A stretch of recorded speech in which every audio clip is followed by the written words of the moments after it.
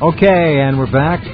Let's get into hour number 3, go over to Tokyo, and talk to Ben Fulford. We're going to get a bird's eye look from Ben about the current state of affairs in Tokyo, where, as you know, they have found radioactivity in the Tokyo sewage sludge in the wastewater treatment plants, at least one location, that rivals that of wastewater treatment plants that have been also identified as being radioactive in the Fukushima prefecture, in the area of the plant, but actually outside of it. It's a big story. Meanwhile, another prefecture, the governor of that prefecture said that he will not test his tea, his bulk tea crop. There's nothing wrong with it. There's no reason to. And he had 10-year-old children go out and pick it, and then they got to eat some tempura made from it, like they had a choice. Things are getting crazy over there. The economy of Japan is obviously in very serious condition. I don't know how to articulate it much better than that because I'm not a financial expert. We do cover the stories. They're hard news. There's just an awful lot of very sad things underway there. Ben, are you there? Yeah, I'm here. Listen, I'm sorry, but I have to disagree with you completely on all Well, that. you're not. Now, it's not me. All I'm doing I is... have my own Geiger counter, and I'm telling you, it's still the same here in my No, house. but Ben, wait a minute. No one said that Geiger counters were needed. This is a story from the Japanese press. Yeah, I don't know if about the sewage sludge story. Okay. They're finding this stuff. You could find it when they, this is probably just illegal disposal of medical equipment, if you ask me. But the news coverage here is very thorough, very exact, very scientific, and well, all it does is parrot the lies. I'm not worried, and you, as far as I'm concerned, are panic mongering on this issue big time, and you should not be doing so. No, hold on. No, wait a minute. Hold on. I want to get my word out here. Now, you interrupt me too much, Mr. Rense. Okay, turn him down. Turn him down. The economy here is the damage happened. Okay, economic statistics. Ben, you can't turn him down. You're not allowed to make accusations and then walk all over whoever it is. If you want to make an accusation on this program, you can then stand back and allow a response. I am reporting the news from Japan sources, from international sources, from individuals such as Yoshi Shimatsu in Hong Kong. I'm not making this up. No one suggested you needed a Geiger counter in Tokyo. No one suggested the air in Tokyo was radioactive. I mentioned a radioactive reading in a sewage treatment plant in Tokyo that rivaled the amount in Fukushima Prefecture. Those are facts. Now go ahead, Ben. All right. Now the point I just quickly on the economy, because I have much more important things to talk about as far as I'm concerned. But just on the economy, what happened is the damage took place all in a matter of a couple of hours.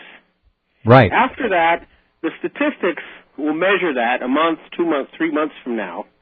But it's already over. And what's happening now is the reconstruction. So, the reconstruction of what, Ben? Excuse me, I'm not following you. Reconstruction of what? What I'm trying to say is that when the people in the markets, they get a statistic about the Japanese production being down, or the GDP going minus or stuff, right?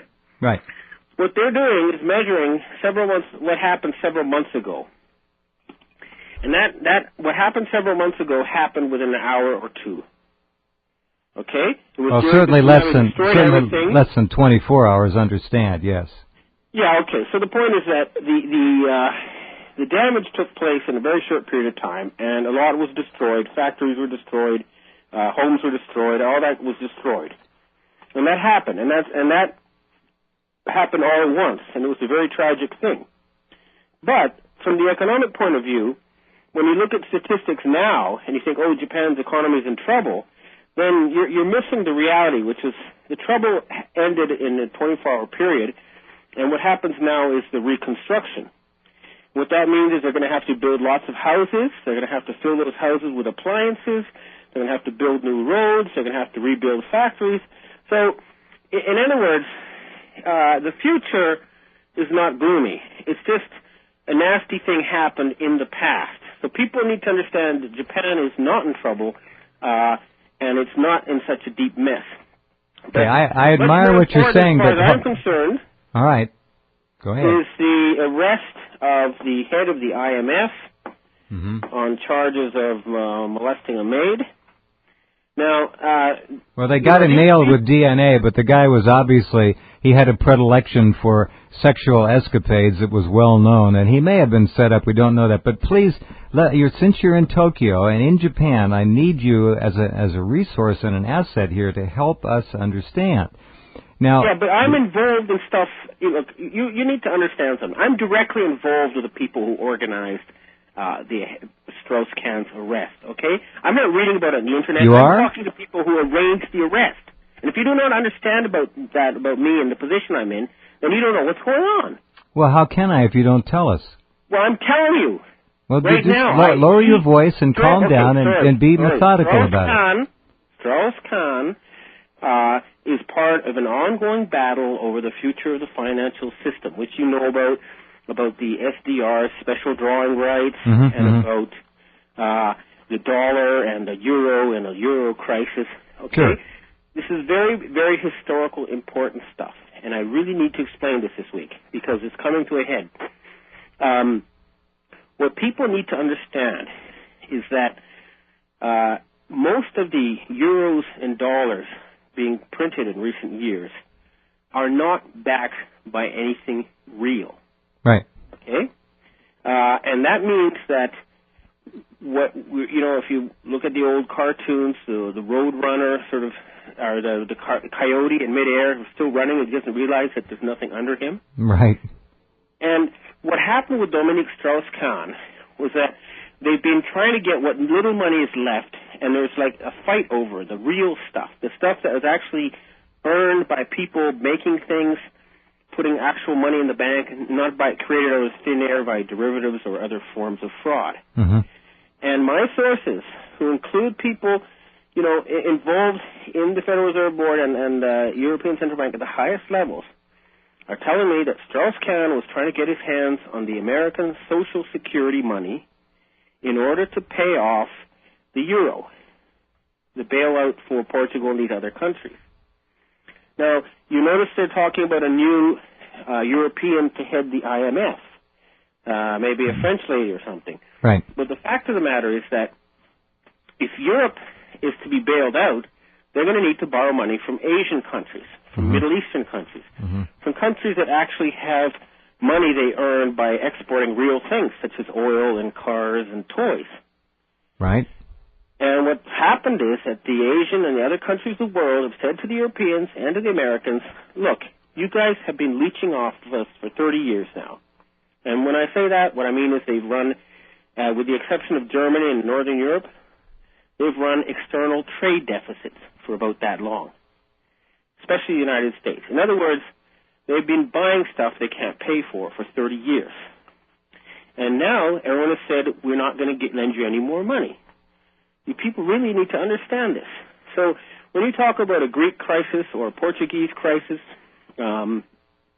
it's not a crisis of, some weird financial thing. The fact of the matter is these people have been spending more than they earned, and now they're asking their northern cousins to bail them out. Right. And the northern cousins don't have enough money to bail them out. That's true. And the Asians aren't going to bail them out. Let's or hope if they not. are, they're going to do it directly. They're not going to do it via a European-controlled institution like the International Monetary Fund. Is there any link, Ben? Is there any tie-in with Sarkozy and running for the alleged office of President of France? Well, sure. I mean, Sarkozy had a good interest in having this rival, eliminated. Now, you understand, a lot of these people, molest women all the time, and usually it's covered up. Right. So what, the point of view here in Asia is, okay, it's business as usual, but for some reason this time they decided to arrest them over it. There must be a power struggle. Well, I said that, and I'm sure you did immediately. Why are they letting him swing in the wind? They could have gotten this taken care of. They shouldn't have arrested him on the plane. The plane takes off. It's, no big deal. Because You're right. There's a high-level battle taking place over the control of the financial system, and he was a victim. And there's going to be a lot more victims coming up.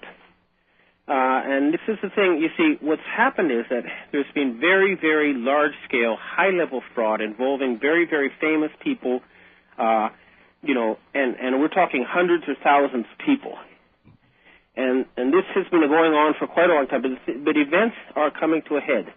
They're going to be setting up an entire new international agency, okay? And I'm involved with this directly. That's what I'm talking about this week. It's going to be an international economic planning agency. And what this new agency is going to do, first of all, it's going to be controlled by the people who actually put up the money, which is not the case with the IMF right now. Asians and the Middle Easterners and whatever put up the money, and people like little tiny European countries like Belgium get to decide how to spend it. Do we have a name for this new organization? Well, I guess unless we can come up with something better. Right now, the working title is International Economic Planning Agency, IEPA. Okay. All right. Hold on just a second, Ben. We've got to pause. Take a break. Come right back with Ben Fulford in Tokyo, getting another look at the IMF issue and the behind-the-scenes war over what they call big money. Back in a minute.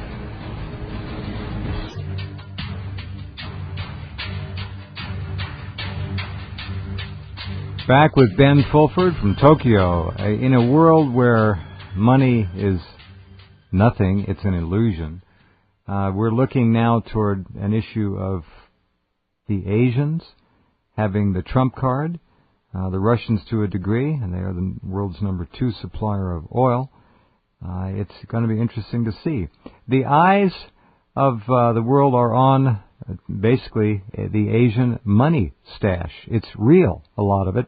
And Ben, I assume that many people would like to get their hands on it. Is there an attack coming to try to loosen that money up? Well, the attack, again, I know you don't necessarily follow this, but the attack to try to loosen it up was the tsunami. And if you go through a newspaper archive, you'll find headlines in the New York Times, Los Angeles Times. I have 20 articles in Japanese papers talking about earthquake weapons. And I have direct intelligence from whistleblowers at different levels who are telling me that they stole 4 nuclear weapons from the submarine Kursk, okay, that sank off the Baltic. And these are out of the control of any particular military. They are controlled by rogue intelligence actors, okay, who are linked to the people who until now had the incredibly juicy right of producing dollars and euros out of thin air. And they smuggled that weapon into a small island off of Okinawa. It was then transported via a fishing boat to Kyushu, and then it was taken by car to a property owned by former Prime Minister Nakasone in Hinodemura. Then it was taken to the basement of the North Korean Citizens Association headquarters in Tokyo, and from there it was transferred onto the deep ocean drilling vessel, the Chikyu Maru. And you will be able to find newspaper articles in Japanese saying that the Chikyu Maru was drilling a hole right at the epicenter of what became the earthquake, starting January 17th of this year. They drilled down 10 kilometers into the seabed, and they put the atomic weapon there, okay? This was an attempt to pry the Asian money out through terror, okay? And we have enough proof that people in the military, the people in intelligence agencies know this, okay? And so, yes, they've been threatening war, they've been threatening nastiness, and right now I'm hearing these same rogue actors are planning a nuclear terrorist attack in Europe, okay? There's still 3 unaccounted for nuclear weapons. And the threats I'm getting directly from people in these rogue agencies, and you know, everyone in the intelligence community is aware of it. I passed on this information to the appropriate parties. I've issued warnings, but I've thought about what they're likely to target, and the targets they might go for would be the Bank for International Settlements in Basel, Switzerland, or they might go after the Vatican. They might go after the City of London Financial District, or La Défense, the French government district, or perhaps the EU headquarters in Brussels. Okay, but I've received these threats, and they're credible, okay? And the evidence is overwhelming, at least if you really look at it, that Japan was attacked. That was not a natural disaster. But having said all that, okay, the fact of the matter is that both the European central banks and the Federal Reserve Board don't have money right now. They're running out. That's why, and this is available in your corporate propaganda news, the U.S. government is looting pensions. It's looting your hard-earned pensions to pay its day-to-day bills. This is a fact. The Europeans, the only people in Europe who save money are the Northern Europeans, the Germans and stuff, and so the Southern Europeans, everyone else is just begging them for money. And they're saying, hey, you retire at 63, we retire at 67, why should we bail you out? Unless, well, why do we work so that you can sit in the sun? And this is the essence of the crisis. People really understand that economics and finance is not difficult. If you think about it, it's just anything to do with the real world. And if it gets out of touch with the real world, it doesn't exist. And that's why I want to get back to this economic planning agency that will start, and it's going to supersede the World Bank and the IMF. It'll become a more important institution, and it'll be based in Asia. And I want to send you the link to a map showing how much chlorophyll there is on the planet Earth, okay? That's plants. And you'll see that most of the planet Earth, including the oceans, is desert. That means we could increase biomass on this planet by at least 100% with proper economic planning.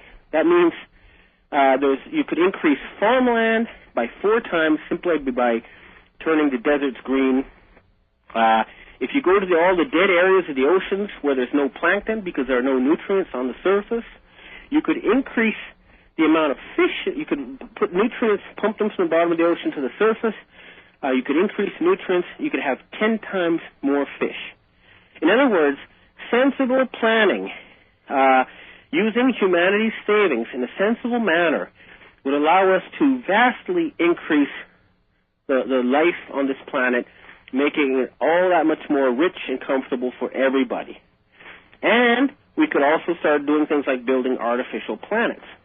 What's happened until now is that the savings that were going to be used, that could be used for this purpose, were hijacked by a bunch of religious fanatics who you call Zionists, who were planning an artificial end times. They were planning to start World War III.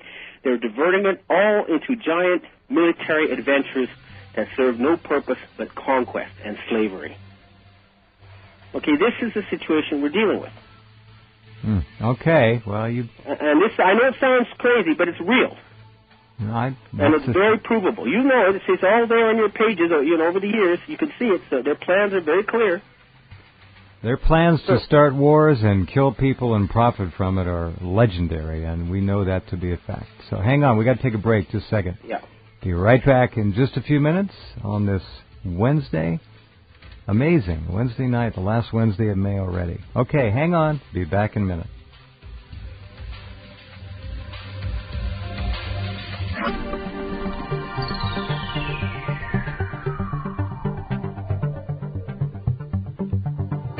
Okay, back with Ben Fulford in Tokyo. The story yesterday that they have to move another 70,000 people away from that wrecked plant. In addition to all the others that they've had to move so far, they're living in shelters. Oh my God, what are they going to do with these poor people? Well, they're going to have to find new homes for them. And that's going to happen. And again, I want to emphasize that there was several housing companies here in Japan that their stock prices rose dramatically in the months prior to the tsunami, like New Japan House and Misawa Home. In other words, in a country where you have a declining population, 3 million empty homes, there's no reason for home price builders' stock to rise suddenly 1 month before a tsunami that no one supposedly predicted, unless they had inside knowledge. But they will be building houses now, lots of them, and they'll be making lots of money. And you have to ask yourself, who owns these shares? Who bought them? When did they buy them? Why did they buy them? and you'll find the investigative trail leads to certain prosecutors in the Tokyo prosecutor's office. It leads to Senator J. Rockefeller.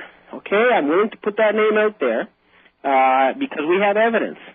It leads to Democratic Party power broker Ichiro Ozawa. Okay, we have people. We have a list. We have intelligence of people who had inside knowledge previous to this tsunami. There was a conversation between Deputy Foreign Minister of the United States, or Secretary of State Kurt Campbell and Ozawa on March 9th, where Campbell told Ozawa, we will call off the prosecutors who are harassing you on bogus charges if you agree to keep the current ruling party in power. And we'll give you the rights to all the zeolite in Fukushima Prefecture. Zeolite, as you know, is used to clean up radioactive waste. This conversation took place on March 9th, 2 days before the tsunami and the attack. And the University of Tokyo detected anomalous, radioactive, microwave signals associated with HAARP prior to the tsunami, and they stopped immediately after the tsunami and earthquake. And our best intelligence tells us this was a deliberate attack involving a seabed atomic bomb and scalar magnetic weapons. Okay, and there's evidence is there. This is not some way out conspiracy stuff. If they want to sue us, we can prove it in court. That's why I guarantee you they won't. Because they know they're going to go to jail. They're not going to get away with this. If they asked your team to describe and define scientifically what a scalar weapon is, how would they do it? Well, we would direct them to the treaties signed between the United States and the Soviet Union in the 1970s, which were widely publicized in places like the New York Times and all the other newspapers of the world. And we would direct them to the patents on HAARP that describe how the mechanisms work. Well, HAARP is not scalar. Well, HAARP is part of it. HAARP is actually I should actually not harp too much on HAARP because a lot of it is used as disinformation to get us off the real issue, which is essentially seabed nuclear weapons. And this we can prove very clearly and scientifically and in great detail. We even have whistleblowers who were involved in the smuggling of the atomic bomb into Japan. They weren't involved in the actual placing it on the seabed or setting it off, but they were drug smugglers who brought that in with their stuff, okay? And they told us about this. We have their names. They're willing to testify. They're in hiding right now. Where will we can get them to court. Where will they testify, Ben, if they can? Well, that's the problem, isn't it? When you have the international criminal court controlled by these people, you're dealing with guys who have been above the law for so long, they thought they could get away with anything forever. And we know who we're talking about. We're talking about Henry Kissinger. We're talking about George Bush Sr. We're talking about David Rockefeller. We're talking about Jay Rockefeller. All of these guys. We know who they are, and they thought that they could get away with this sort of stuff forever. Mass murder, invading countries, massacring civilians, starting wars, and, all this international criminal activity at the highest level. They thought they could get away with it forever. Well, they're not. There's enough of us now, we're disgusted enough, we're angry enough, that we're saying, you guys are not going to be able to continue doing this. We're not going to let you run the planet anymore because you're a criminal, you're incompetent, you're pathologically sick, mentally, they're mass murderers. They're sadists, and they're not good at managing the planet. Their answer, they say, we're destroying the environment. That means we have to kill 4 billion people. Well, no. You have to have a proper economic system in place where all the resources aren't being spent on eternal mass slaughter through giant armies. All it takes is $200 billion to end poverty and $400 billion to stop the environmental destruction. And that's equivalent to 1 year's U.S. military spending. When will we see, in your estimation, the freeing up of alternative technologies, both energy and health? When will this happen? It's slowly happening. I mean, health is it's gonna have to wait until the mass arrest of pharmaceutical company mass murderers and purging of the American Medical Association and the WHO. We have to get the criminals out of the system. That's gonna take a while, but I'll have to wait until the political change takes place. But the alternative energy has actually started, and this is where we can get back to the subject you wish to talk about, which is Japan. And that is that the nuclear disaster has a silver lining to this cloud, which is that there's a serious debate now, you can see it on the national television broadcasts and newspapers, about the entire business model of centralized energy controlled by monopolies or near monopolies.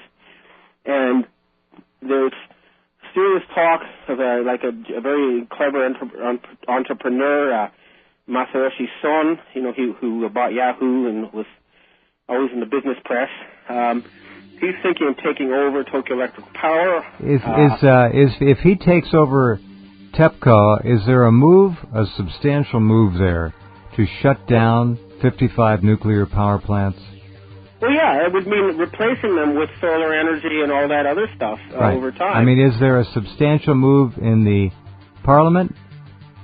Yeah, no, this is discussed. He's openly proposed, giant solar farms, for example, in tsunami-stricken region to replace the nuclear power plants. The other thing is, that the business model that actually would work right now is, how they give you like a mobile phone for like $1 or something? Sure. It's not really $1. What happens is you pay for it over in installments. That's right. You could do the same. You could give everybody a free solar panel, right? And you could say, all right, now from now on you pay us your electricity bill to the electricity company. But after 5 years, guess what? You don't have to pay your bill anymore and your electricity's free. Well, there's so many wonderful alternatives just sitting on the shelf. You're what happened with this disaster is that hold that thought, Ben, will you? We have to pause just a second. We'll be right back with more in just a minute. Drugs that only... Okay, in Tokyo, Ben Fulford, the head of TEPCO stepped down last week, I guess. No big surprise there. So, how is the government holding up under increasing public outrage about its policies of not telling the truth, the full truth, about the extent of the disaster at Fukushima? Well, the thing is that the public here is kind of docile and obedient to the corporate or to the government media or the government-controlled media. So you just don't see a lot of panic here. Okay, people are. It's like during World War II, they read in the newspapers about a great victory at Midway. So I can honestly say there's not a lot of anger here among the people. So you're saying that the media is covering this up to the extent that the people really don't have a good grip on the dynamics involved? Well, the media is putting it out in a rather calm manner based on facts, and they do report a lot about it, but they put a positive spin on it, and there's a general, people have to go on with their lives, and they're not in a state of fear or panic, which is what I believe was the desired result of this attack. I think what I was suggesting is that they're beginning to show anger. I don't know how widespread it is, but the government has raised the annual millisievert allowable limits for children to 20 a year, which is way over the limit, and the people are not happy about that. So I'm wondering how much anger there is. The people, I mean, again, the government support rate is low, but it's always been low, and yet nothing seems to change here. But I talk to people, and what they do is they take personal action. For example, when the government said that it was safe to drink the water except for babies, well, everybody in the whole city of Tokyo stopped drinking tap water. And in the same way, they're going to, accept their own safety limits. But the debate is very rational and calm here. And what you find is that, and this is a fact, that the people involved in